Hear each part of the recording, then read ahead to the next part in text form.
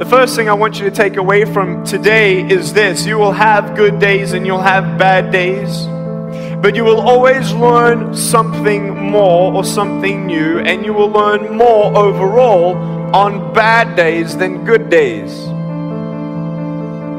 You will learn more about yourself, you'll learn more about relationships, you'll learn about life and principles, and it'll build your character. If you're a person who wants, let's say, improve on your character of patience, let's say, don't complain when you're waiting in a line.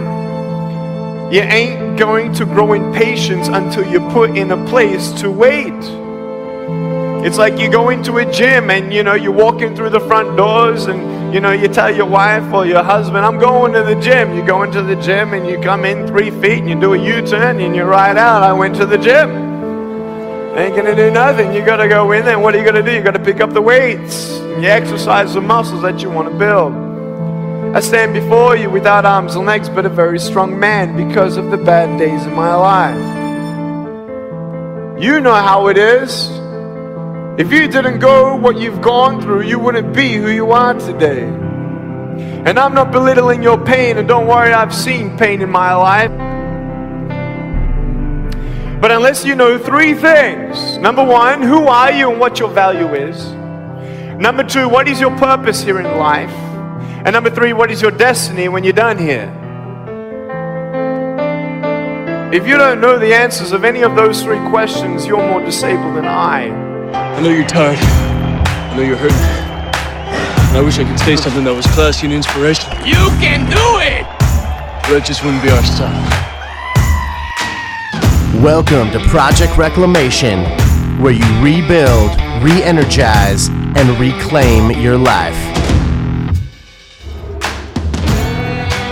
What's up, y'all? What is up? What's going on, homies? Man, it is a little after Thanksgiving's, and So, Steven, we were just living. Thanksgiving. how was your Thanksgiving?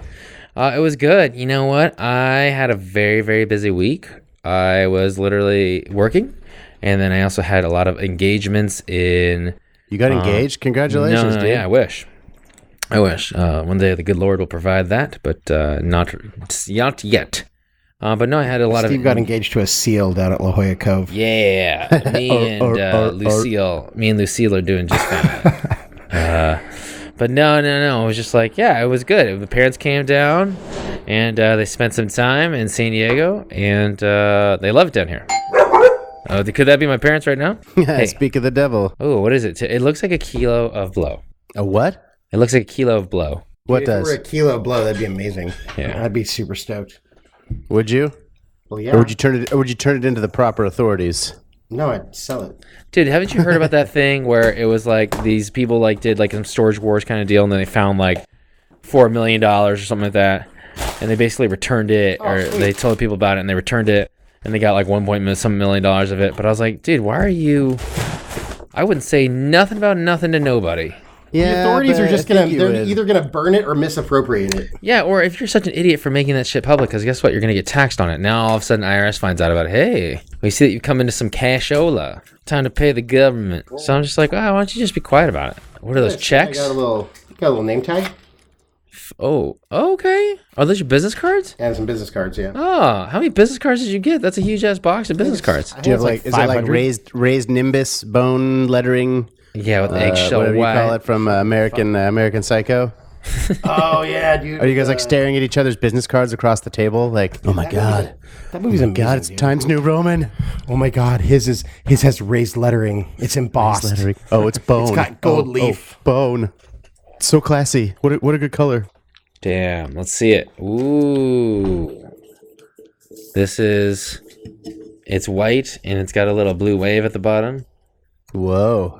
I don't know. Blue Regional wave. Sales Manager, Special Accounts West. Are you assistant? No, you're not even. You are the regional sales manager. Do you have an Hello, assistant? Do you have a Canton Dwight Schrute? No, I don't have a Dwight Schrute. You need a Dwight Schrute. You need like a little Dwight Schrute doll just to be like, hey, I have a Just a Dwight assistant Schrute, manager. like a Dwight Schrute bobblehead. Yeah, exactly. Sitting on your dash. I could consult with for like Exactly, and you ask him questions and you film the answer. You can be like, yes, Tim, this is what you would do. That's my best Dwight Schrute impersonation. But I have 2 assistants. They don't speak English. Nice. They're black. hey, I speak English. Steve speaks English. Oh, We're your I was talking about assistants. Jackson Page. I know you were. Oh, I get it. I was like, Tim, that could be construed as awfully No, racist. literally, they are the color black. They are the color black. It's true. They are really dark. Hey. Black dogs matter. They are really That's all dark. I'm saying. I'm surprised that they haven't I guess maybe they don't spend that much time out in the sun. They do. Huh. They like to go tan. So sorry for the interruption, guys. Got some business cards. So what's up? How's your What's up? Thanksgiving, Jables? My Thanksgiving was awesome. All right. So we typically do a like a night before at our house with whatever family's in town. Okay. And so we had a fun time. We played games and had some beverages and Nice. and did all that. And then Tim and I decided to keep each other accountable. And so I got up and ran a 5K the next morning after not having trained at all. Nice, bro. Yeah, I mean it was run walk. It wasn't exactly running. Hey, man. You're getting we out and finished, about it. You're and beating the well, pavement. You're beating the streets. So my brother-in-law's is that called brother-in-law. What? Is that rocking? It is rocking. I totally rocked it. Keep on rocking in the free world. Run walk for sure. But so my brother-in-law's brother-in-law was Brother here outlaw. My brother outlaw. yeah. I think I told this story last week, but You totally did, but that's okay. that's right. But I didn't tell it to Steve. So Nope. That's right. so yeah, he was like, dude, I want to do it. So we did it. I outfitted him with some gear, and yeah, we rocked it. And then we went and had delicious meals with family, friends, and yeah, it was a good day. Nice, Good buddy. day. Yeah. What about you, Tim? What'd you do? Well, I'm gonna have to reconfigure my office so that it's more friendly for Steve and I to sit in there because I think it would be. I think you guys just need to sit next to each other and hold each other's hands while you do this. Well, this I mean podcast. that's a possibility. I mean, we do that really, when we're not really recording. bring the friendship together. We do that when we're not recording. Sometimes we do it by the pool, and I rub suntan lotion on Steve's. You guys have back. eliminated the one seat rule at the theater. and the urinal rule. Oh, that's whoa. Yeah, I don't even know what you guys are talking about. It sounds So pretty nothing- interesting. Steve. nothing. The worth one seat repeating. rule at the theater. So like we're big dudes, so we can't like sit next to each other. It has nothing to do with not wanting to sit next to each other. It's Yeah. purely out of comfort because we'd Exactly. be like two shoulders raised because No, I get it, bro. we don't fit. Exactly. Yeah. So yeah, no, my Thanksgiving was good. Went up to the folks' house, did the family thing, did a little Thanksgiving giving. Good stuff, man. Thanksgiving given. That's real cool, man. For show. People like working for Tim. That's how I hears it. I don't know. I try to be a Keep good it manager. fun, dude. You keep it fun. I keep really it fun. enjoy- I try I to like how just you CC me on your Monday morning motivational. every Monday emails. morning. I send a Monday morning. Well, I try every Monday. It doesn't happen. No, it's but- pretty much every Monday. No, And almost every Monday. I enjoy it because Yeah, so I do like a motivational email to my team, and I usually team. yeah. So I attach like a some sort of a motivational video, and I send it to my team, and then I CC my boss, and then the other 3 managers that I work with, and then I blind CC Stephen Chang, JB, my sister, my mom, and my dad. Nice. If I check my email on a regular basis, I'm sure I would have seen them. I've sent Steve a dozen of these, and he's never gotten one. He's never opened one. Maybe you should just mail Steve something. I'm and pretty make it look old like a school. bill. Yeah, I if you mail it to open me, I'll be like, damn. I should burn it onto a floppy disk. And Yeah. do they still make those? Perfect. I don't Smoke think they do. signal. Anyways, and then I could drive over to Steve's house and just drop it on the doorstep. Or you just like shoot yourself in the leg so that you have to get picked up and go to the ER, and then you can just show him. Yeah. Then you'll be like, hey, look, as I'm bleeding, I need to Check show it you out, the Steve. sweet. I just want to motivate you. I'm bleeding. I'm bleeding a lot. I think I might have severed my brachial artery. Is Stephen Whoa, Chang whoa, working? whoa, whoa, I'm sorry. whoa. He doesn't come on until 7:00. He doesn't come on. tomorrow morning. Damn it. I'm like, you know Patch what? it up. I'll It's stay cool. here. I'm just gonna go home and come back, and hopefully I don't bleed out because I only did this so I could see Steve Gagoosh. That's funny. That's funny right there. I don't show care up to who the you are. ER with like recording equipment. Hey Steve, yeah. let's record a podcast. All right, man. I got a half an hour break coming up. Why not? Yeah. Let's do this. Do it. That's what I'm talking about. So JB, So Tim, yeah. So we got some tickets. Steve got some tickets, some season tickets to the San Diego Fleet. Season ticket. We were talking about this in our bonus episode, but I'm going to pick up some in a day or two. So then we'll have 4. So we'll have to coordinate at least one trip where you come out and go to a game with Steve and I. For sure. What's the season? Is it like normal? It starts April the 9th. week Or February after the Super Bowl, I believe. Oh, So it's it's literally- that's right. You guys told me this. This is Yeah, off-season so it's- football. Yeah. Yeah. Don't pretend so, you didn't know, JB. So that way they're not like competing with the NFL. But maybe they are, and they just don't want the NFL to know it yet. Yeah. No, it's just so they can keep their fat linemen. It's called Trojan Horse. You fake like Yeah. But aha! Secretly. Hey, I got nothing. I like the Trojan horse. Yeah. I That bet. is Trojan genius. man. This is genius. No, JB, not Trojan man. Is that bad? Well, I mean, Oh, that's guess- prophylactics. I guess safe sex isn't bad. I mean, it's a good thing to not get pregnant and not get STDs. That's true. That's also true. That is an inspiring thing. To not, have any of that stuff happen to you. Absolutely. That's also true. It's prophylactically inspiring. Preventative. It's preventative maintenance. It is. Yeah. It is. Yeah. For sure. I'm down, guys. What are we talking about this week? I don't know. Oh, Nick Vujicic. Vujicic. maybe we could have a whole episode on how to pronounce his last name. Vujicic? So Steven just transitioned us. So I guess we'll jump into that.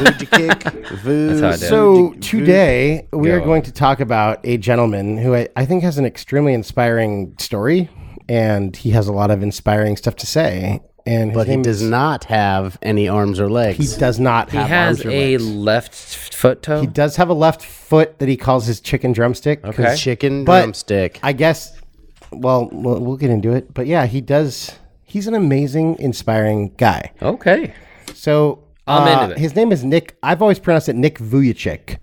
But apparently it's probably more accurately pronounced Nick Vujicic or Vujicic. Vujicic. Vujicic, yes. Because I watched some 60 Minutes. I did a lot of research on this. Watched a 60 Minutes video that was it was being hosted by. Is that the right word? I don't know. Some British dude, but yeah, he pronounced it Vujicic. And It's Serbian. It is Serbian. His folks are from Yugoslavia. JB did some research. I'm impressed. No, I'm just looking at the Wikipedia page Oh, you're looking right at the now. Wikipedia notes that I sent you. That's awesome. I So didn't realize you sent me notes. So if you guys don't know, Nick Vujicic is he's an Australian gentleman who was born in 1982. He was born with a very rare syndrome called tetra amelia syndrome. And I believe there's only 7 people known in the world with this syndrome at the current time. But basically it's characterized by the absence of arms and legs, or the non-formation of arms and legs. He was born in Australia in 1982 to Dusanka and Borislav Vujicic. They were Serbian immigrants from Yugoslavia. And he was born with, like I said, tetra amelia, without fully formed limbs. According to his autobiography, his mother refused to see him or hold him when the nurse held him in front of her, but she and her husband eventually accepted the condition and understood it as God's plan for their son. And I'm going to cover this more, but one thing he says is that growing up, his parents supported him and loved him unconditionally and absolutely. And that's a huge part of his success, because his parents they accepted him for who he was. They encouraged him to accept himself for who he was, and they told they conditioned him to think that he could do whatever he wanted to do in life, despite his some of his shortcomings. Well, it didn't happen right away. So, and that's a shout out to them, because exactly. I can imagine it being pretty jarring. Absolutely. Seeing that, and you're expecting a quote unquote normal baby. I say quote unquote because whatever. And then you don't quite know how to deal with it, but they got over their insecurities on it, and yeah. And I think he's just the thing that inspires me most about him is, he has some awesome stuff to say, but just the fact that he had a struggle that was presented to him at birth that was probably a bigger struggle than any of us could possibly claim to have faced. Yeah. And not only did he face it, and excel in it, but he thrives, and he thrives kind of in spite of it, but also because of it. And that's powerful, because like, I'll be honest, like some days I wake up and I'm like, oh, I'm so down because I don't know, like Steve gets down when the Dodgers don't win the World Series. Damn you, Dodgers. So like, Damn you. I'm like we worry about some of the stupidest shit, and not that it's stupid, because I mean anything that gets you down, like it's legitimate, and you have to deal with it and face it. It's not, you don't need to brush it off. But somebody with a struggle like this who can overcome it and thrive in the face of it is just, it's awesome. And I just, he tailors a lot of his messages to kids, and he talks about bullying. Because obviously he was bullied a lot when he was a kid. I say obviously, maybe that's not obvious, but How could he not have been? well, yeah. Although I gotta be honest, like I get bullying kids, but at some point it's like, really? Yeah, but that's you saying that. You're as so a- tough that you're going to bully the kid with no arms. No, dude, teenagers, you have to especially expect like that kids are insecure and aren't going to be able to process what's going on, and For sure. they're going to freak out a little bit. And Well, he and that's tells a where- story about it in one of his he totally speeches, Totally where he's 13 or 14, and there's a 17-year-old bully, big dude, and he had a wheelchair that he was pushing around, or they pushed him around, and the 17-year-old kid would walk by every day and be like, hey, look, there's Nick with no, what rhymes with Nick? Dick. And he doesn't say it in his exactly. speech, but He doesn't say that, but he doesn't curse. So, He's a very religious man. Yeah, he would say that, and Nick would be like, well, okay, why are you making fun of me? Like, what did I ever do to you? And finally, like, a few weeks go by, and he goes up to the dude. He's like, Dude, listen, Yeah.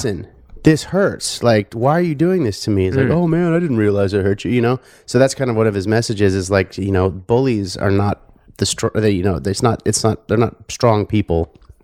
To be strong is to admit, humility and go up to this person and be like, hey, this hurts. Why are you doing this? And then, strength is also realizing that bully being like, hey, sorry, I didn't realize that, apologizing. And they hugged it out. And it was like, cool. I was like, that's the message that I really liked that he was promoting. That's crazy. I totally agree. It's crazy that he was able to kind of like say that at such a young age. You got to be real strong, because like I don't think even now to this day, sometimes some people just go blah blah blah blah, and it's just like, all right, you just kind of accept it. You just take that heat, and you're like, all right, cool, whatever. Well, and even if you're playing around, that may still hurt the other person. He may not realize it, but also, that guy may have been dealing with some of his own insecurities. And Oh, for sure. Yeah, and that's it's what he's. interesting that you brought this up, and we'll kind of get back to this, but he talks about tough. To be tough is to be strong, and the definition of strong is to you must do something difficult. But he talks about is making fun of the kid with no arms and no legs, or the gay kid, or the weak kid, or the is preying on somebody who's He's less fortunate. less fortunate. Is that really overcoming something difficult? No, it's not. No. It's complete weakness. It's like, the guy that, men that beat women. There's no. Well, yeah, he talks about does anybody here have a 3-year-old nephew? All right, well, Exactly. bullying would be making fun of that 3-year-old nephew. Yeah. Like that's exactly the way that he equates it, and I was like, oh yeah, that sucks. Yep. And then I wouldn't do love how, he talks about, like bullying doesn't require strength. And then he talks about how, to be tough or to be strong requires humility, and the level of humility that it took for him to walk up to this big guy, being this, 3'3" individual with no arms, no legs, kind of like walk up to this guy and be like, hey, why are you making fun of me? Like, it hurts. And, what's up, dude? And then there's dude that, it takes some balls. Take some there. balls. Mm-hmm. Some Damn. big old hairy balls. But so just to kind of get back to his sort of we'll do a brief history here. Like I said, Steve said he has 1 foot. It's kind of a semi-fully formed foot. He calls it his chicken drumstick. And I believe when he was born, the toes were fused, but they operated on him and they separated the toes. And he actually uses that foot for all kinds of crazy stuff. Like he drives with it. He can drive a car. He can drive a boat. How does he steer? He uses the foot to steer. Then how does he get the gas and everything? I don't know. I think there's probably a mechanism. There has to be a video of this somewhere, obviously. I'm sure, yeah. But like there was, in this video, he was driving a boat. He can hit a golf ball. Stephen Hawking could move like anything in his body, and he was able to steer That's true. Motorized. That's true. But I mean, this guy Wheelchair, has like, so- he's doesn't let anything Stop him or stop him or get in his way, and I think it's so cool. That is You know, cool. if you watch a couple of, there's so many good videos on YouTube, and I'll try to I'll put a couple of them up on the show notes For sure. But he can drive a boat, he can swing a golf club, Nice. he jumps off a diving board and does a backflip, and it's crazy. That's crazy. Yeah, because he just doesn't let anything get in his way. That's right. That's And important. That's it's impressive. interesting because I was watching in the 60 Minutes interview. He was talking about the guy asked him. He says, "Do you consider yourself to have a disability?" And he goes, "Well, on its face, I guess you could say I have a disability." He goes, "But really, to me, the definition of disability is the inability to do something." And he goes, "I haven't found many things that I can't do if I really put my mind to That's it." all about that mentality kind of Yeah. thing that we've always been talking about here, is that just setting your mind right in the right frame kind of just kills it, It kind of like lets you know whether you're going to be successful, whether you're going to make it, whether you're going to try and make it, or at least reframe it if you don't make it, you know what I mean, to like the best of your abilities. And it's like that's and doing something has nothing to do with how well you do it. You just do it. For sure. I mean, you're going to compare yourself to other people. He's not going to hit a golf club like Tiger Woods. He doesn't have to. He just does it, and he does it the way that he can do it. No, but Tiger Woods can't inspire 110,000 people the same way that Exactly. Nick Vujicic can. true. But he's not going to let the fact that he has no arms, no legs Get keep in him the from way. being able to at least hit a golf ball, True that. Yeah. which is fucking amazing. Isn't that cool? Because I feel like he could have absolutely used it as a crutch. And I mean, growing up was tough. When he was, it doesn't say exactly when or how, but when he was young, he tried to commit suicide. Yeah. But again, he credits his parents in saying that, he had an amazingly normal childhood. And he goes into it a lot, but he talks about being bullied. In 2005, he founded an organization called Life Without Limbs. And that's also, I think, the title of his first book. Yeah. Now, 2005, so he's the same age as us. So in 2005, this dude was 23 years old. What was I doing when I was 23? I was probably drunk. You're probably drunk. Yeah. You were that's probably attest I to think that, you were yeah. just credits wise, you were still in your first semester of college. So he started this organization. He started speaking, and apparently he says, I don't discredit anyone for any reason. He says, you might say that people might discredit a janitor for being a janitor. He says, but I have so much respect for janitors because apparently it was a janitor at one of his schools when he was a child that basically gave him the motivation to start speaking. He said, you should start speaking to groups of people. So he said, I spoke to a group of 10 people, and then another group of 10 people, and another group of 10 people. And then he got the opportunity to speak in front of 300 people. And this was an older video that I was watching, but he was saying that the largest group of people he'd spoken to was 110,000 people in the stadium. Wow, that's impressive. Yeah. I always just feel like it's so funny, like people that discredit like other people for like working like what they consider like subservient or menial jobs. I always go, yeah, but they're working, dude. They're doing something with their time, their life, their body, their skills. They're getting experience. They're getting like kind of job things. I mean, yeah, and you don't know where they're coming from. And obviously, it sounds weird, but I look at those people the same way I look at soldiers. They're doing a job so that I don't have to do that job. yeah, For there sure. you go. Or not, and then that may not be their motivation, but you really have to appreciate the garbage men, the janitors, the security guard, everybody who's doing things that people look down on. It's like, listen, you know what? Everybody has to do a job. Some people may not be as qualified as other people to do things. That doesn't mean they're not capable of doing those things. It just happen to be where they're at. So if you go into those situations, appreciating those people, it's really kind of a fulfilling thing. You walk by a janitor, say, "Hey man, thank you," and then move on. Yeah. And it probably made their day. Well, and it's like the opposite of a sense of entitlement. Oh, Yeah. It's totally the opposite of a sense of entitlement because, they're like, dude, whatever. And honestly, garbage men get paid pretty well. Yeah. Oh yeah. Some janitors may or may not. And it's just, it is to be able to do something, no matter what it is, and be proud of what you're doing because you're putting food on the table for your family. You're getting by. you're not to sucking do off the whatever. government dollar. Exactly. You're actually that's awesome. if you have a good back, if you have a strong back, if you have a strong mind, There's good work. a quote from Bruce Almighty, Morgan Freeman, who plays God, tells Bruce, played by Jim Carrey, he's like, some of the happiest people come home smelling of high hell. Yeah. Dude, it's You so know? true. Well, Yeah, look at, I man. mean, props to, what the hell's his name? The Dirty Jobs guy. Oh, Mike Rowe. Dude, Mike Rowe is amazing. Yeah. Because he sheds And I mean, light on he like, sheds really, light. really He- insightful ideas on work and education and stuff like that. And if you guys ever get a chance, just whoever's listening, go check out some of his talks. And he's very, very real and insightful. And I really like his viewpoint. No, absolutely. I always just think, like I said, it's like you get to shed, like it's so glamorous to like shed light on like all the great jobs and all the great things that people do. Like, $1 million singer who sells out concerts every night, or CEO that has his glass office, in the corner and just tells people what to do all day and gets dressed in a nice suit. But that's like, that's like one person on less than 10 hands. It's like, what are you gonna do? It's like everybody, you go to work and you need to shed light on like some of the less glamorous, quote unquote, but blue collar, if anything, kind of jobs, because it's just like it's the backbone of America. Well, it goes back to the Patton speech. Yeah. He highlights amazingly the guy that fixes the wire, the guys that drive the trucks. Like, he's like, we're a team, and without any one of these functions being done, You don't get that corner office. nothing sell it. happens. Yeah, you lose the war, people die. Yeah. And we're fucking speaking German right now. Yeah.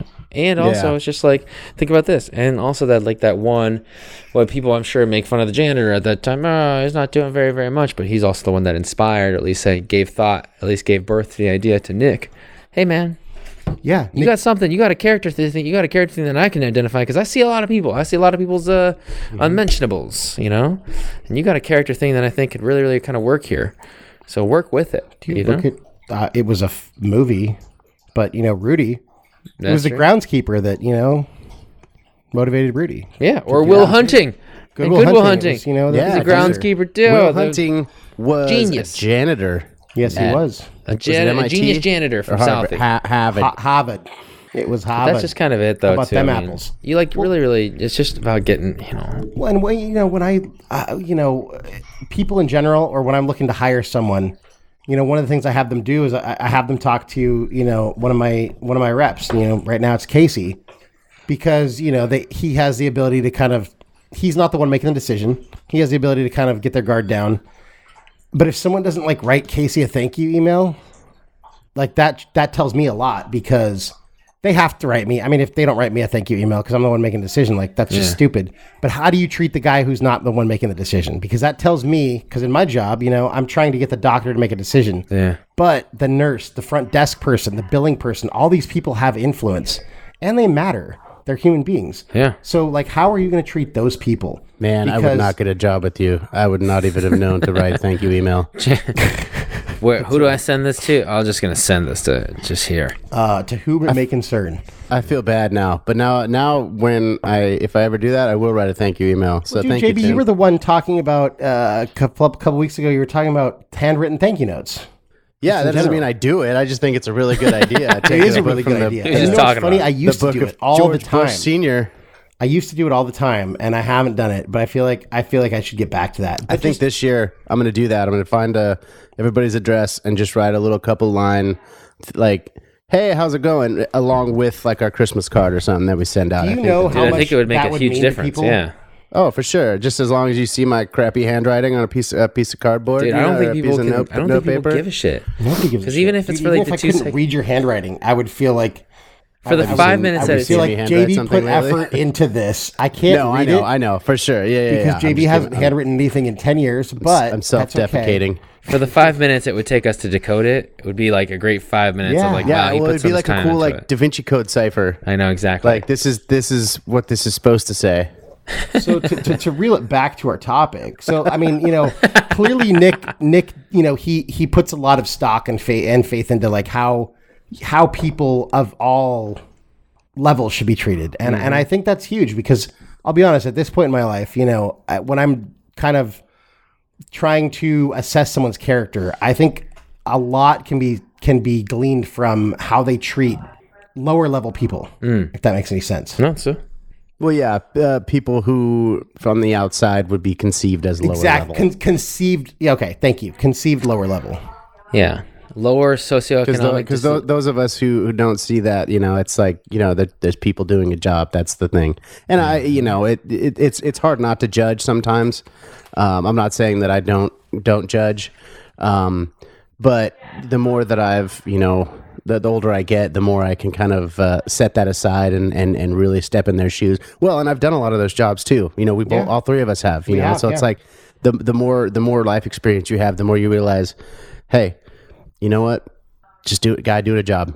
Boom, done. I think I judge people based on their attitude towards their job, regardless of what their job is. If a CEO has a shitty attitude towards his job, or if a janitor has a shitty attitude towards his job, I'm going to judge them both the same way. But, if a janitor or a garbage man or someone has pride in their job and they do it well and they're proud of themselves and they're doing it to pay the bills and stuff, I'm going to respect that person just as much as I'm going to respect, a CEO who has the same kind of attitude towards his job. Yeah. Well, if you can have fun with it, and realize, that, you've got to make money to support and to live, so it's like if you can't have fun doing what you're doing, even if you don't like doing it completely, there's really no point in doing it. If there's no fun, there's no point. Because you can go do a job that you really, really hate and that'll just suck, And that's an interesting segue into my next point about Nick. Go on. He credits a lot of his success and his current state of mind to his ability, his sense of humor and his ability to laugh at his lot in life. He usually opens some of his speeches with kind of self-deprecating humor. He makes fun of his little chicken leg and I think there's so much to a sense of humor and so many, just look at like political debates, not in the formal sense, but just people arguing about some sort of political issue and people get so heated about it. And they're so serious about something when if you just take a minute to detach and be able to laugh about something, like there's so much power in like a sense of humor. True. Oh, of course. Yeah. He talks about, it's funny, I kind of found this a little odd, and I know he's doing it as sort of a self-deprecation to, associate with people, but talks about bullying. He kind of bullies himself a little bit. Well, yeah, you could put it that way. Or, is it more like kind of the David Goggins thing, like, reminding yourself where you came from? True. No. I mean, I just, it wasn't like super that way. I was just kind of like, or maybe easy on yourself, man. You didn't do this to yourself, No, but maybe it's almost kind of, because he has a good sense of humor, maybe it was kind of almost the whole like Eminem thing from 8 Mile, where he realized like if he just makes fun of himself, then no one can attack him. No one else can attack him because like he just took all your best material. Threw up his mom's spaghetti on a sweater. Maybe. Spaghetti. He's friends with Mekhi Phifer? Yeah. Something Mekhi Phifer. Sorry, I'm not staying on topic. Continue. I don't think any of us are. When do we ever stay on topic? This is very free flowing. I guess that's my role in this is to, pull us away with stupid lines that really don't do us any good. So I thought it was super interesting. He talks about how he wants to reach the world one person at a time. And I thought that was so cool because, we kind of have had that thought. And so far we're reaching like 100 people. But that's cool. I can't find it in my notes, but there was something super interesting. One of the talks he gave, and he loves hugs. And I think that's super cool. Now, granted, he doesn't have hands, so he can't shake hands. But he will literally stay after a speech, and I don't know about 110,000 people, but for most of his he was joking about having the Guinness Book of World Records 1,000, 1,400. Yeah, for the most hugs. Yeah. But yeah, he'll literally stay after a talk, and he'll give everyone a hug, and that's super cool. And I remember him saying that there was one time when a girl came up to him, and she's like, it was during one of his speeches. I think this was way early on because she goes, "Can I give you a hug?" And he's like, "Well, sure." Yeah. And then so she comes down, she hugs him, and then she whispers in his ear and she says, "Thank you so much. Nobody's ever told me that they loved me or told me that I'm beautiful the way I am." I heard about this. I think I watched this 2020 thing because obviously he's kind of identifiable, right? Mm-hmm. In the sense where obviously if you see him once, you've seen him, right? Yeah. And so I definitely remember yeah, dude. I think I remember him saying that. Or I think I remember that kind of story being put into life. Or I think I remember there's video of her saying that. Probably, yeah. And it's really kind of it's powerful, man. Kind of sad, but kind of powerful. But it's just nobody had ever told this girl. And I think he was speaking to. I think this. She was it was a group of students. Yeah. So no one had ever told this girl that they loved her and that she's beautiful the way that she is. Yeah, but I mean, think about it this way. That's really sad. But that's is that not a lot of the culture that we live in today? No, I know it really is, and it's really sad that that's the way. And we're not going to get into that, but that's sad. I'm sad for that. No, but you think about it this way. It's like you take an outsider, like this is kind of what we're talking about here, right? You take an outsider. Maybe he's an outsider because of his condition, right? Or you take an outsider because he works as a janitor at the school in which Nick was going to. You take an outsider that can see this stuff and can observe this stuff and say, hey, like, I see maybe that you're hurting, or maybe not even hurting. I just want to let you know, like, I support you. I think you're our tops, and I love you. And, like, I don't want you to ever feel like you're not loved. And then it means the world of difference, because maybe she came from a family where, one, it wasn't expressed. Two, they didn't have time to express it. Three, maybe they didn't love her. Maybe they didn't care about her the way they should have. So it's always, you take an outsider who can actually kind of see the stuff, and it's pretty impressive, Yeah. So something I thought was super cool, and he said, after that, he talks about, he said it was because my parents told me I was beautiful the way I am. I can't even read my own writing here. So basically, he said, he was lucky enough to have, a family and parents who loved him unconditionally and told him and inspired him to do that he could do whatever he wanted to do. But it's because he had parents that told him they loved him and that he was beautiful the way he was, that he's able to do what he does, and that he's been able to overcome, some of the shortcomings he's had. But he says, I know that not everyone has that, so that's why I'm here. No, and that's because extremely he wants noble. to be that voice that tells the people who haven't been told that they're beautiful the way they are, that they are beautiful the way they are. And I think that's just so cool that he's taken something that could have been self-pity and this and that, and he's just turned it into something that he wants to inspire people and reach out. And, some of the things he talks about is never ever give up. And one of my favorite quotes from him, and this is a very cool speech. He does, he's most of the time he'll come out on his little chair, and then he'll basically stand on like a table, and then he'll give a speech from there. Yeah. And on one of his speeches, it was the first one that I ever watched. He says, if I fall, and it's kind of humorous up until this point. And he says, if I fall down, and then he literally falls down like chest first. Yeah. And he's on the table, and he goes, I don't have any hands or legs. Like, I can't get up. He says, but, I'm never going to stop trying until I do it. And I'm going to find a way to do it. And if you watch any of the videos, watch him diving off a diving board, doing a backflip, watch him hitting a golf ball with a golf club, watch him playing the piano, watch him driving a boat. I mean, all these things that on paper you would say this guy couldn't do, he found a way to do them. And he says, you're going to fall. We're all going to fall, just like I did. And it doesn't matter if you fall. It doesn't matter how you fall.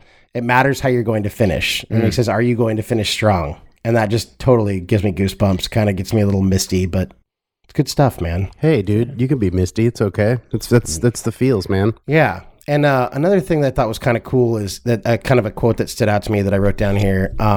He was talking about, it was a lot of questions and on the 60 Minutes thing. And he was asking him like, well, how, where did you find the power to like move forward when you had basically nothing going for you? And he said, I looked in the mirror and I said, what do you have, or what do I have that's good?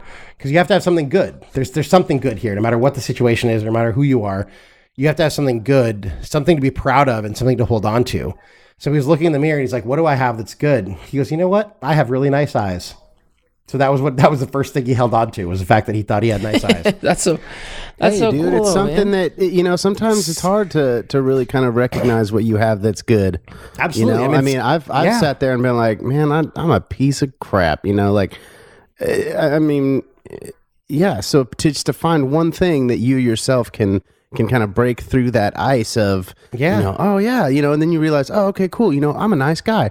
I hold the door. I held the door open for people, no matter who they are. Yeah, I like to think positively, and then it just kind of spills out. So if you can find that one thing, just do it. Find it. Yeah. Whatever. Don't be afraid to like yourself in one tiny little way. Well, and if you if you're having trouble liking yourself completely, then find one thing that you can like about yourself and start there. Yeah. Because just like anything else, it's a foot in the door. And I know Steve is about to say something, but I'm going to let him say this in a second. But you just started reminded me of something. One of the things he said, you said positivity, and his quote was, "Passion for living is contagious."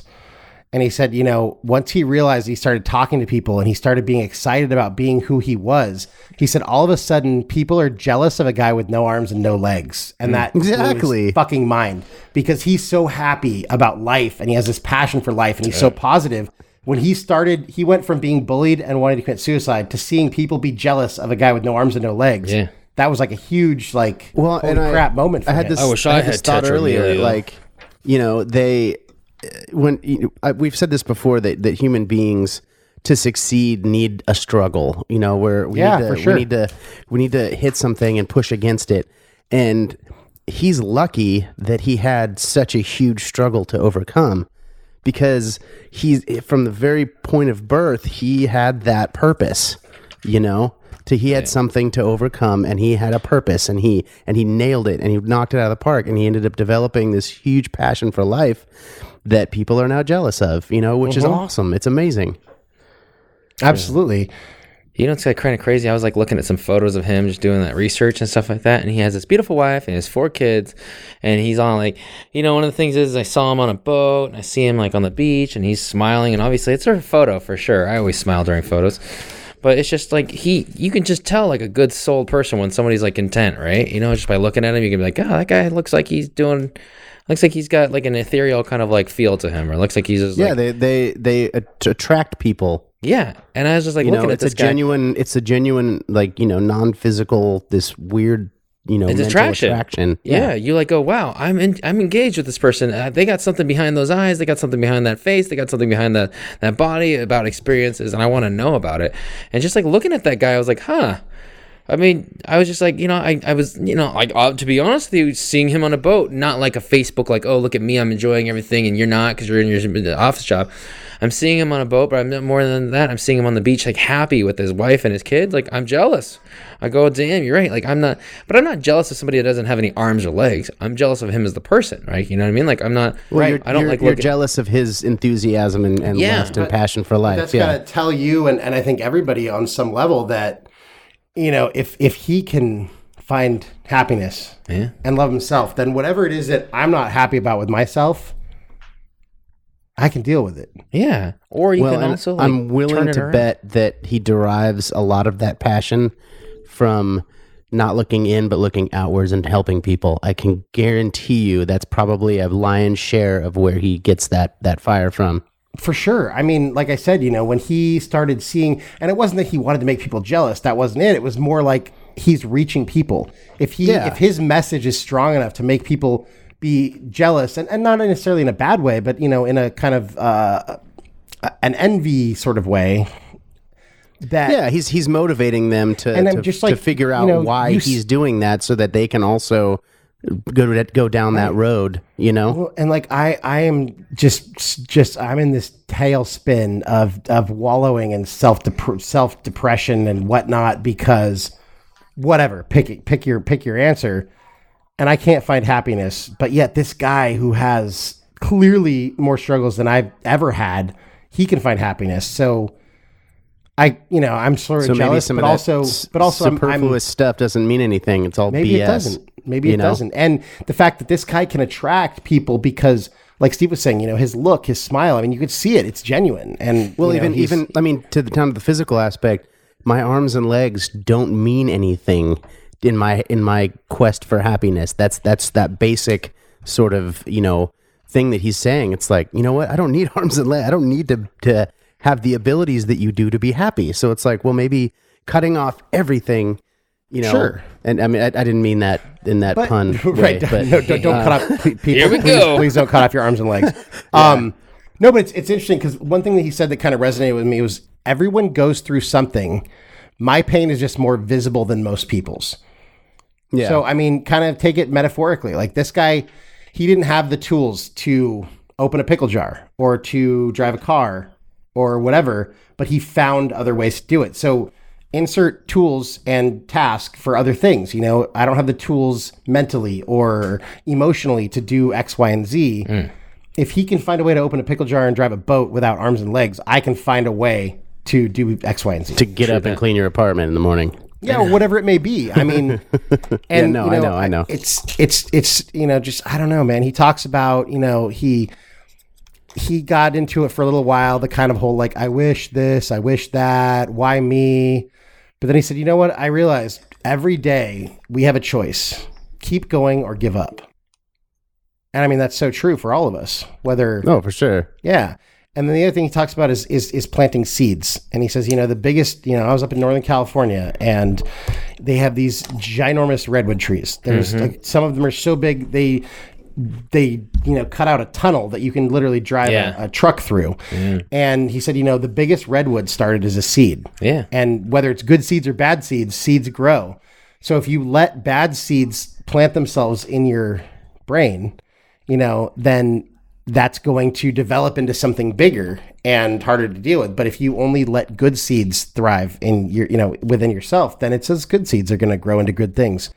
And he says that, he has three truths or three questions, the truth of value, truth of my purpose, and truth of my destiny. I thought that was kind of cool. That's so cool. Yeah. You know what's so funny is that I always think about this when you look at people who are inspirational and who people have deemed inspirational. If he's talking to 110,000 people, obviously someone's got to be listening, okay? And you look at them, there's like a light on inside of them, They're built to inspire. They're made to inspire. That's their gift, is that they can look to inspire. I think if you look at him, the surface stuff that brings you in, that reels you in, doesn't have any arms, doesn't have any legs, okay? Has his little drumstick, okay? That's the marketing. How unique, right? Yeah, that's like somebody with unfortunately a disfigured face, or a soldier that perhaps stepped on an IED or even and a poster or an ad that you click because there's something kind of weirdly interesting about it. Yeah, and you're drawn into them, okay? But it's always like, it's easy to get drawn in, right? Like, I think this is the most apparent things for guys is that, it's easy to get drawn in by a beautiful girl with either a big body part, right? Big body parts in front of them. And you're like, oh, okay, drawn in real quick. Big body part. Right? But you're like, okay, beyond that, right? What keeps you there? What seals you there? What glues you there is the experience or the lessons or maybe like the knowledge that they have to share, or maybe even like the value of what they have to say and how it affects you. And so you take somebody like that who maybe has been outcast in society when he was younger, maybe made fun of, obviously, and got to observe it from, I wasn't a popular kid, or maybe I got to see like the world from such a different perspective, even if it was standing at 3'3", and he says, "Oh, look at everyone that's like 5 feet." What? How great would that be if I were to have that opportunity to kind of at least just not need a step ladder or a lift assist or a chair assist to kind of get up? And it's like you can kind of take the lessons from that, and I think that's so important, is that you can be attracted to that light, and that's what keeps you there, and that's like the lesson that kind of keeps you there. Absolutely. That's so cool, man. He's really good at eliminating the superficial. Yeah, recognizing but I would ask, it and eliminating it, and then by doing that, you realize that that's almost kind of the way that you can open that door to recognizing the good in you. Yeah, because exactly. once you're not focusing on the superficial, which is why people can't figure out what's good in them, is because they're focusing on the superficial BS. So once that's eliminated, you kind of scrape off the ash or whatever's on top of the diamond, and you can kind of scrape that away and figure it out. And I think that's really kind of where his strengths are, is like, listen, he's relatable, not physically, but I think that draws that sort of or maybe dichotomy maybe there, and you're like, whoa, yeah, maybe metaphorically, physically. Because, he has no arms and no legs. Maybe I have no self-confidence. Or there you go. Yeah, I mean, exactly. I think that we see in him, just like he says, everyone has a struggle. Mine is just way more visibly apparent. So it's like we can see it in him. And he talks about, it's so interesting because he talks about how people just want to open up to him and tell him stuff that they don't tell anyone about, their struggles and this. And it's because they see in him something very visibly apparent, that or relatable in the sense where, but that manifests something that they're missing. I feel like I'm an outsider because I don't have this in my life, and I know you must have been an outsider because look at you. Like I could only imagine what you've been through. Hell, maybe you can kind of give me some sage wisdom on how to get through this tough time. I don't know. I think the one thing that resonates most with me with him is just he just has a very genuine message. And he's been doing this for obviously since 2005. He's been pretty darn popular. So I mean, he could have more of a, and nothing against Tony Robbins, these guys, but they have a little bit of an air of I'm a famous speaker. This guy, I mean, he has the love and faith for just everyone that comes to see him, and everyone in general. I mean, his message is love. Sure. And I mean, that was like Martin Luther King and tons of people throughout history that kept their message, of love, but with him, it's just so genuine, and he genuinely wants to reach people, and he genuinely wants to let everyone know, hey, I had some unfortunate things in my growing up, but I did have a shitload of love for my family, and that's what got me through. So I want you to know that if you don't have that, you have it from me and from plenty of other people, and it's okay to love yourself, no matter what your shortcomings are or perceived shortcomings are. How cool is that? You know what I mean? Yeah. How cool is that? I think it's just so tough nowadays, especially because it's just, I don't know. You take someone who is relatable on any level, and I think here's what it is. This is what I see, and this I see in myself too. You see somebody that's bigger or better or badder than you are. Like, oh, I want to be like that basketball player because I play basketball on the weekends, and I'm not tall enough, or I'm not strong enough, I need to go to the gym. Or I saw some guy and he had this kind of car. I need to work hard enough. I need to work harder to get that kind of stuff. And you always just trying to be like something that you're not. But I think when you look at somebody who doesn't have very, very much, not even just on the physical aspect of it, but you take somebody who doesn't have very much, but they are more, they appear to be more enlightened than you are. Mm-hmm. They appear to be more responsible about their feelings, and that they can actually be more relatable, in fact, or they're just more positive. They have that positive energy and that aura surrounding them. I think that's more impactful, and it makes you see like this is more attainable and more achievable. Maybe there is something that I can tinker around in my own life to kind of be that. Because if I can't do it, well, and look at I have all these appendages. Well, can I look at somebody like that and say like, oh, I'm starting off on a very, very positive, from that, no pun intended, but I'm starting off on a very positive foot. Like, can I at least kind of advance myself, or at least get to that level where I can be a light for some other people in this world and be positive. You know? Well, it doesn't take advancement. It just takes one little action. Exactly. Mm-hmm. It's just very different than, and I mean, don't get me wrong. I'm not disparaging any of the other kind of motivational people, but we talk about The Rock a lot. He's a physically imposing, famous, he has a gift, good-looking guy who has a ton of physical gifts, and he's done a shitload with them. You look at Jocko. I'm like, Jocko inspires the hell out of me, but I'm never gonna be a badass Navy SEAL. Same with David Goggins. You look at Ray Lewis. Like, I'm not ever going to be a famous NFL linebacker. Now, don't get me wrong. These guys all inspire the hell out of me and motivate me.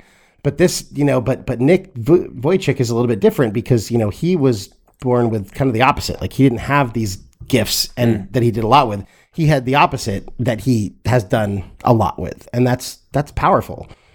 It almost kind of makes you feel bad a little bit because you're like, wow, what am I doing with the shit that I've got? Like, he's done a lot with a little, and most I people cry do about a little. I cry about the stuff I don't have, and he has a hell of a lot less than me, from the get go, and he's done a shitload more with it. But what's wrong with me? What am I doing? No, that's not.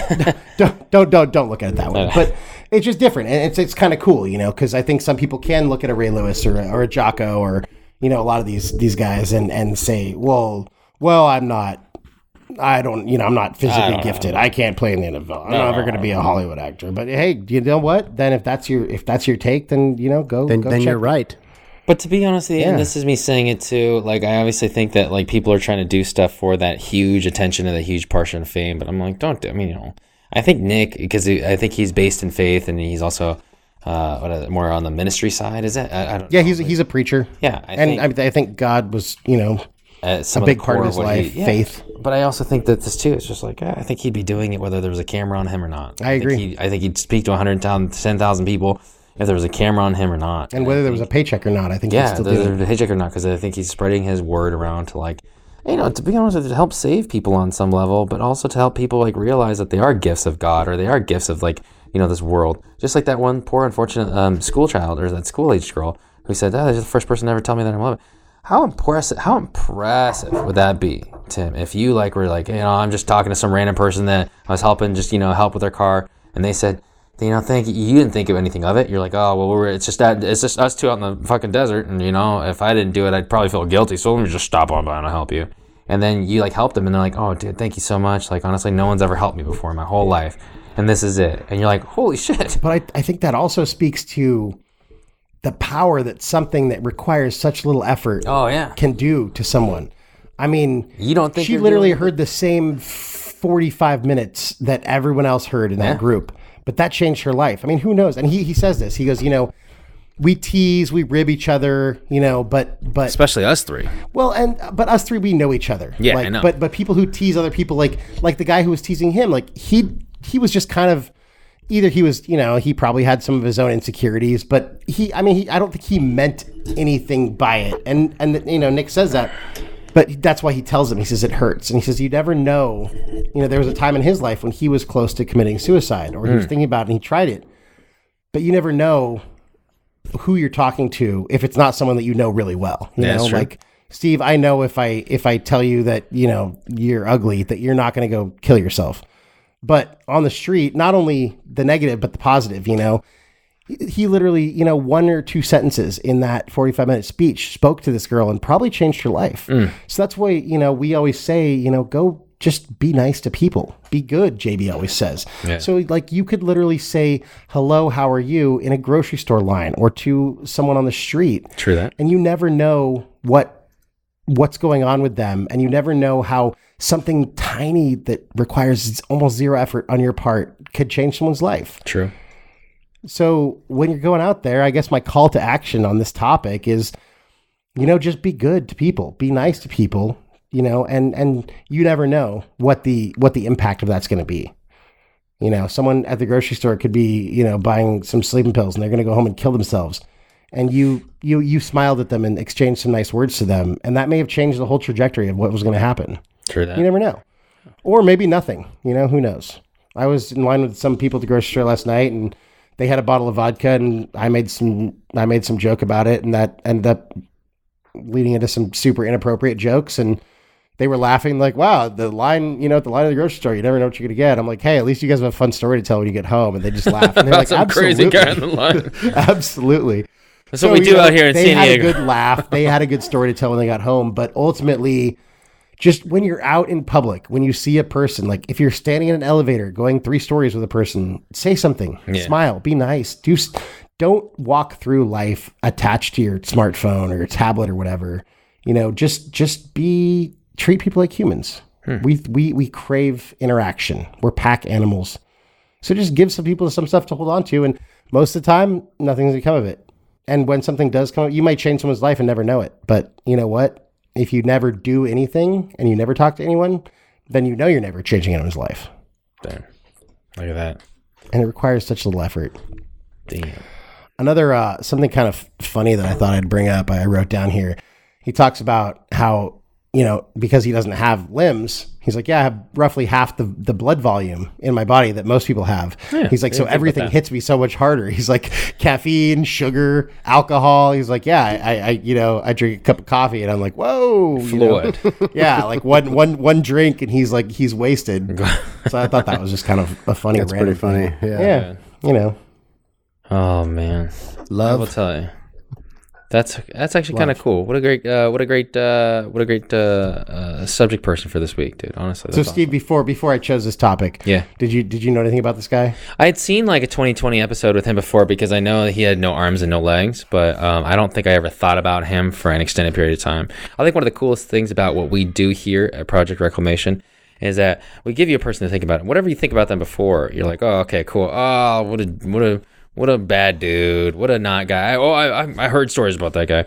But we also kind of give you a little bit of a positive light. We put a positive spin on everything. And I think that if you hear about the positives about what someone does, I think that's like kind of like one of the more unique aspects about what we do, because we offer you to kind of think about someone in a more broad sense or more open sense. One of the people that like I will tell you that like for a long time I just did not like was like LeBron James, and I was like, okay, whatever, you know. But then you recently find out that beyond basketball, just like Nick, probably beyond like, you know, his disability, the most prominent thing about these people is that they are such caring and giving people. And then I remembered like through his LeBron James Family Foundation, he has the I Promise School back in Akron, Ohio, where he like really just takes struggling kids and like helps try and give them a heads up in life by either like, giving them high intensive school so they can get like ahead or back on track. And he gives them so much more beyond that. And we'll get probably into that later on in a different episode altogether. But for sure. I will tell you that like, it's opportunities like this to, you hear about someone. I've heard about Nick I've known about this guy for probably at least 3 years. I didn't care 1 second to like look more into him other than like, I've seen some of his 2020 videos or something like that. Or I'm like, oh, what an inspirational dude. And I see a lot of inspirational people.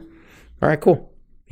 But then beyond that, you like kind of like look at all that he's doing and you're like, whoa, that is kind of cool. Like, whoa, that is meaningful to talk about him, to openly talk about a character and say that they're not just characters that you see on YouTube.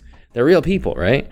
Like, they're not just characters like on TV shows like Friends and stuff like that, or like, any other dated reference show that I can make. But it's just like they are meaningful people with like meaningful backgrounds and meaningful purposes in life. That's the cool part. And you're like, okay, well, whatever I can take from this, maybe it's one sentence, maybe it's one thing, maybe it's one perspective that you and I and JB are sharing, bouncing off each other. Yeah. And what it means to each other. I think that's really the power about this. And hopefully that's the power for anyone that's listening too, is that these guys don't know what they're talking about. And maybe you just go completely in the opposite direction and go, man, I'm going to be opposite of these guys. And I'm going to really, really start doing some stuff, pen to paper or, feet to ground. I'm going to start changing it so I can show these guys. So maybe one day they talk about me too. I don't know. Yeah. But either which way. For sure. It's inspirational. I hope that's what we're trying to do here. And that's what you guys are doing for me just by talking about it in such a different perspective. It's inspiring me to kind of just be more accountable and say, yeah, hell, I've got everything kind of going for me. And you're right. Maybe I might be low on confidence here and there at times, but doesn't mean that I can't kind of reinvigorate it and reinfuse it. Well, and that's why you have us, dude. Steve. Amen. I love you, and you're beautiful just the way you are. Thanks, bro, Chacho. What about you, JB? Do you think I'm beautiful? We don't think it. We know it, I know baby. you're beautiful. We know it. You're beautiful, and you make beautiful children. Yeah, true that, boo. Probably more credit goes to your wife, but that's okay. Oh, for sure. I know give a that. shout out to That's her. definitely true. Shout out. That's to, also true. Mrs. That's also Beckstead for putting up true. with JB's bullshit and our bullshit. Yeah. Thanks, We go Mrs. over there. Beckstead. We go over there and wreck shop. Speaking of, I probably need to wrap it up here. Just No, heard the that's baby in the exactly what we're background. doing. That's why I just asked you. I mean, like, Yeah. I think you knew who he was. I don't know what you knew about him before. No. I love hearing stories like this, seeing the fact that people in his situation just, blow through any sort of challenges. They take life, they see it as this awesome, amazing thing, which it is, and inspire others to start that journey of doing so as well. And it's inspiring. It's amazing. I really I enjoy the fact that we researched this guy and talked about him, because I'll continue to look to him for inspiration on certain things. And it's just like another tool in your tool belt. Of trying to do life and enjoy life and have a passion for life. And it's great. I enjoyed it. And his message of love. Love yourself, love each other, love everyone. I mean, not in like the carnal sense, but No, but in the Jackie Moon sense, Tropic Thunder, ELE, Maybe one everybody person, love if you everybody. find that person and you share a life with them. But yeah, for sure. Well, sure, yeah. I mean, but show people that they're loved, because you never know who you walk by on the sidewalk who maybe hasn't felt loved, and you could say literally one sentence to them. It takes zero effort, and you could change their life. Yep. Or not. Maybe you just put a smile on their face, and that's okay. If we all smiled more, the world would be a better place. True. If we all smiled more, the world would be a better place. Let's do this without slurring my words, because I'm Be on a not T-shirt. drunk. I think we should have a T-shirt that says that. Dude. We should have a T-shirt. So I guess Tim, yeah, what are your thoughts, brother? This guy was my topic. I have to thank my mother for introducing me to this guy probably like frick. 5 years ago, and I've always really liked his message, and I've watched my mom gave me his DVD, and he has some really good messages. I really dove into it after we chose this topic, because I've always thought of him. I've mentioned him probably a dozen times or more in some of our past episodes.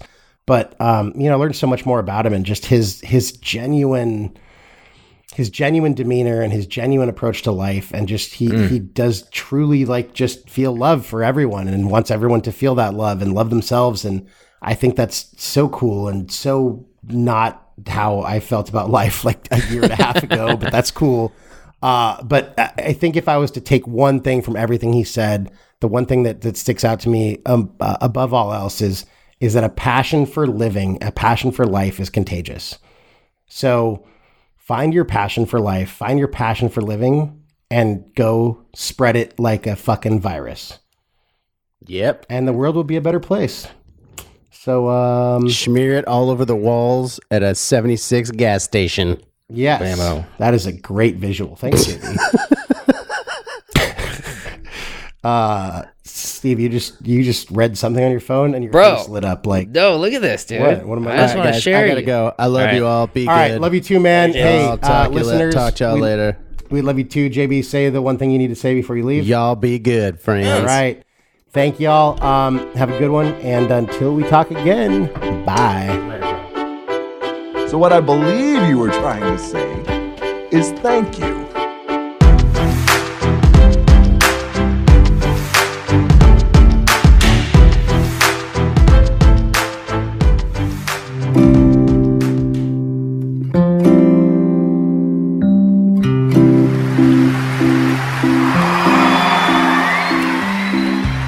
How you guys doing? Good. Well, guys, I was born this way, and there's no medical reason why that happened.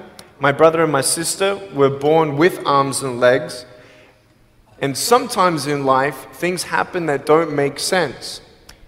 My doctors never thought that I'd be able to walk, and today,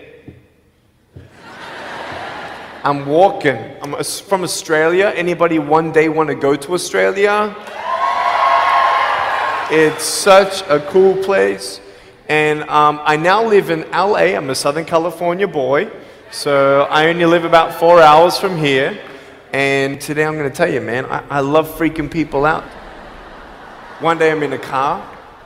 I'm in the front seat. I'm not driving, of course. Can you imagine if I'm driving a car? They reckon they can put a joystick, that thing that controls my wheelchair, we can put that in a car. Like, how fully sick is that? Like, imagine if I get pulled over by the cops. Can I have your driver's license, please? Yeah, but it's over there, you're gonna have to get it. Imagine if I'm in big trouble. Put your hands up! Get out of your car!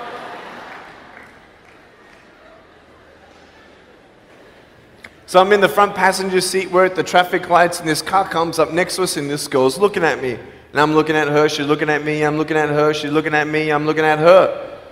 All she sees is my head, right? She has no idea that I have no arms, no legs. So I'm thinking, cool. I'm gonna freak you out. So I get the seatbelt in my mouth, and I loosen it like this, so then I can freely move. And she's looking at me like, why are you eating your seatbelt? So I pull it, the belt is loose, I can move. Now she's looking at me, full 100% attention and focus. Now just imagine all you see is my head, all right? You might want to put up your hand up to your face to cut off the rest of my body, all right? So you can really see the effect. So just, that's it, exactly. Here we go, ready? I just did this.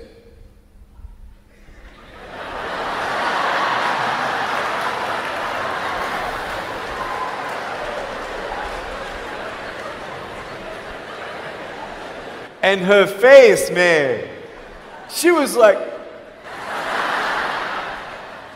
she nearly ran the red light, man. It was so good. My parents always said, Nick, you don't know what you can achieve until you try it. And the doctors looked at me and said, he's not going to walk, he's not going to go to school, he's not going to do anything in his life. And then my parents, they just loved me like crazy and said, you got to try. Try this, try that, try this, try that. And I'm thinking sometimes like, Mom and Dad, you're crazy, man. I have no arms, no legs. How would I ever be able to do this or do that? But they encouraged me and they loved me. And as human beings, we're waiting for stuff like that. We all want love. Everybody say love. Very good. We all want love. And, I went to school and I wanted to be cool, You go to school and you want to be accepted, And so you see these guys and you're like, oh, man, Everyone swears like every third sentence, F this and F that and F and this and F. Like what? Like they think they're cool, And so I'm thinking, man, maybe I need to be like them to be cool. And then you compare each other with how we look, and I wish I was smarter, I wish I was taller, I wish I was shorter, I wish I was more popular, I wish I did this, I wish I didn't have that. I wish my life was different. That was me when I was about 8 years old. I looked at myself and I looked at everybody else, and everyone else had more than me. And I'm asking, why? Why me? Have you ever asked the why me questions but get nowhere? If I had no answers from the doctors and if I had no answers from my parents, I still have a choice every day in my life to keep going or give up. You see this book up here? This is my favorite book in the whole wide world. This is my favorite book, the Bible. And here I am.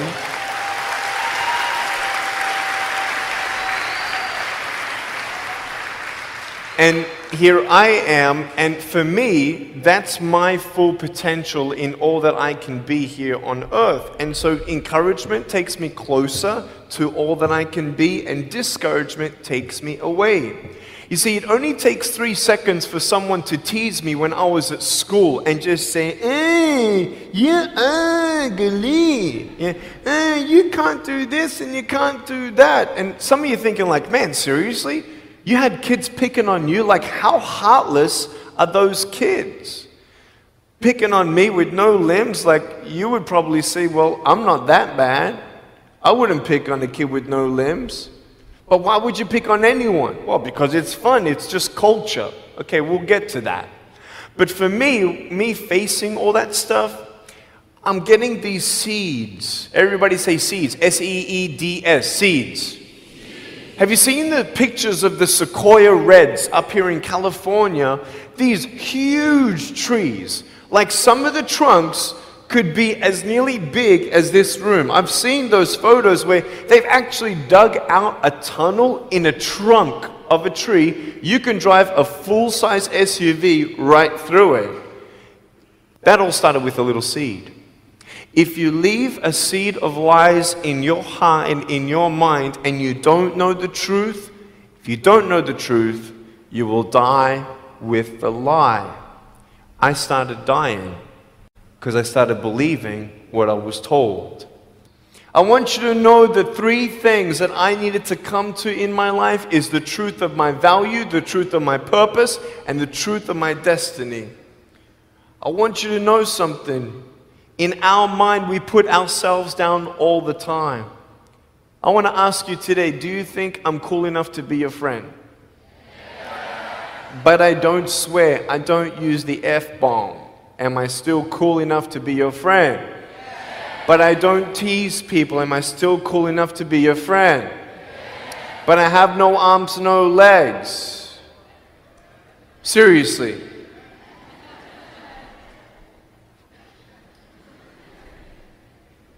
You would be my friend even though I have no arms, no legs.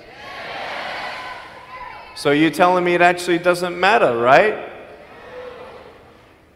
If it actually doesn't matter for how we look, then why do we tease each other for how we look if it actually doesn't matter? Why is it that we look ourselves in the mirror and we see ourselves, well, we're having fun. Oh yeah, man, we're just part of culture, man. There were 12 people one day teased me, taking me away from my hope. 12, 11, 10, 9, 8, 7, 6, 5, 4, 3, 2, 1. Don't worry, I won't fall off because if I did, I'll break my arm. But 12 people teased me one day, and I can put a pretty brave face on, but cry on the inside. For real. Oh, it doesn't hurt. Yeah, it hurts. There was this one bully. I became his target for 3 weeks. And every time I go by him, I was 13, he was 17. I was in my chair. I'm only 4'9" in my other chair, my old chair. He's like 6 something, so he's huge, right? So I'm looking up at him, and every time I go by him, he's like, hey, there's Nick. He has no... And you can imagine what he said. And I'm like, what's his problem, man? So I tried to avoid him, and I was so embarrassed. He would say it really loud, and everybody would be looking, and some would be laughing. I'm like, what is this guy's problem, man? So one day, after 3 weeks, I went up to him, and I said, hey. He's like, hey. I said, can you please stop it? He said, stop what? I said, stop teasing me. He said, what are you talking about? I said, every time I walk by, you say that stuff. He's like, what stuff? He didn't know how to take me on. So I'm looking at him and said, nah, man. Every time I walk by, you say exactly this, and I want you to stop. I forgive you, but stop it. He's like, oh, is that hurting you? Now, I could have said, nah. Or I could have said, yeah. It takes a level of humility to actually say, actually, I don't like that. It's killing me. And I said, yeah, it's hurting me. He said, all right, I'm sorry, man. I was just, playing around. He said, give me a hug. He said, what? I said, give me a hug. He's like, all right. So I gave him a hug. I'm a hugging machine. We made the Guinness Book of World Records. 1,749 hugs in 1 year. We did it last year. My arms fell off, all right? The scary thing about hugging so many people is that anyone can just pick me up and take me home, all right? Like, what am I gonna do? Like, hit him or something? Like, pretty mean headbutt, right? I want you to know that you might be playing around. I could pretty much say that 98% of you have teased someone in your life. I tried to commit suicide because of people who thought they were having fun, not knowing the hell that I was going through. The people you're teasing, what if the person you're teasing is the person who's thinking of committing suicide? What if the person you're teasing is the one who's tried to commit suicide, who hates their life because of you? You don't know if the person you are teasing is the son or daughter of a drunk at home getting abused. And all they need is someone like you to keep on pushing them this way. We need hope. So find something else to do. Find positive things in your own life. I don't care about how you look. I will never, ever, ever tease you. I will never tease you. I could tease you. I could be tough. People thinking that bullying is tough. It ain't tough. My wheelchair, this is tough. This thing, man. I'll tell you something. You ready? This wheelchair. This thing's so tough. When my friend built this for me, he said, you're gonna love it. I said, what, does it go fast? He said, no, but it's tough. And I said, well, what do you mean? He said, you'll find out. The torque in these motors at the bottom, at the back, this thing, if someone's holding it, I'm telling you, it can go 90 degrees. I went 80 degrees up. All right, someone's holding me to make sure I don't tip back. My wife, she loves shopping with me because she just jumps on the back and we go shopping. Like, she just shops and shops because she doesn't drop, right? We just go and do it. It's fun. Now, what I tried one day to do, you'll never believe me, maybe you will, just know that every word that comes out of my mouth is not an exaggeration. One day, I needed to move a car. So I got my wife to put my car, my 66 Chevelle, in neutral. It's a 2.5-ton car, and I backed it back with this thing. Just like this, like nothing. This thing is tough. Guess what? The definition of tough means it's strong. To show your strength, you need to do something that's difficult. I would sound so stupid if I said, hey guys, I got a Matchbox car one day and I got some fishing line and I towed that Matchbox car all around all day. How tough is my BMW? That's stupid. That's the same thing with bullying. You think you're tough? You're trying to show your strength? That's not your strength. Let me come back in 10 years and let me get your anyone have a 3-year-old nephew? Anybody have a 3-year-old nephew? Cool, put your hands down. I will get any one of your 3-year-old nephews, bring them tomorrow night at where I'm speaking, and we're going to put him up on stage and let me show you how tough I am. We'll get your 3-year-old nephew and we'll put him up here on the table and let me tease him. Let me show you how tough I am. That's what you are.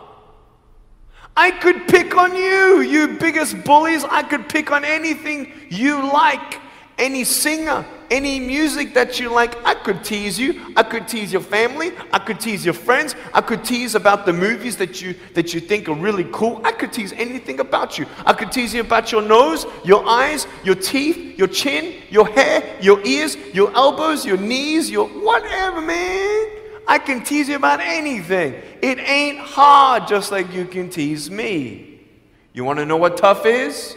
Go to the people you teased and say sorry. You want to know what tough is? Go up to the people who still tease you and say, hey, stop it. I forgive you, but please stop it. That's tough. I want you to know something, the truth of who you are. I don't care what job you get. I don't care. I don't care how smart you are, everyone. I don't care. I don't care. I love you and I believe in you. I don't care if you end up being a janitor in this school. I'll tell you why. Because the janitor in my high school inspired me to be a speaker. He changed my life. He said, you should be a speaker. You know what I said? You're crazy. He said, no, really, you need to be a speaker. I said, stop it, man. 4 months later, he twisted my arm, and I said, yes. I spoke in front of 10 people, then another 10, then another 10, then I found myself in front of 300 sophomore students. And 3 minutes into my speech, half the girls were crying, and one girl in the middle of the room started weeping, and she put up her hand and she said, I'm so sorry, can I come up there and give you a hug? And in front of everybody, she came up and she hugged me and she cried on my shoulder and she whispered in this ear, thank you, thank you, thank you. No one's ever told me that they love me. No one's ever told me that I'm beautiful the way that I am. It was because my parents told me that I was beautiful that I'm still here. Some of you don't have those parents, and that's why I'm here. I love you, and you're beautiful just the way you are. Never, ever give up.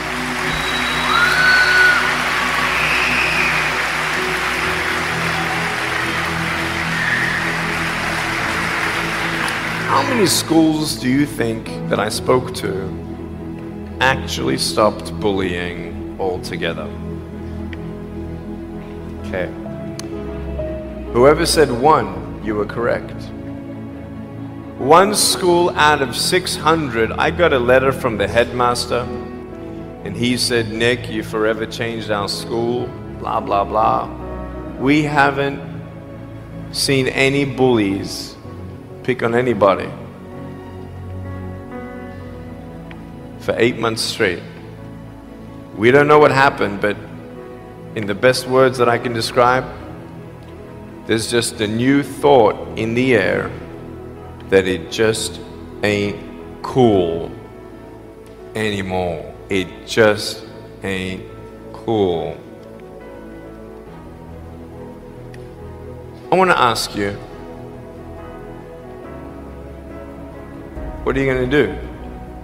Are you going to continue on at the risk of knowing that in each section, this section right here, 5 people are already trying to commit suicide?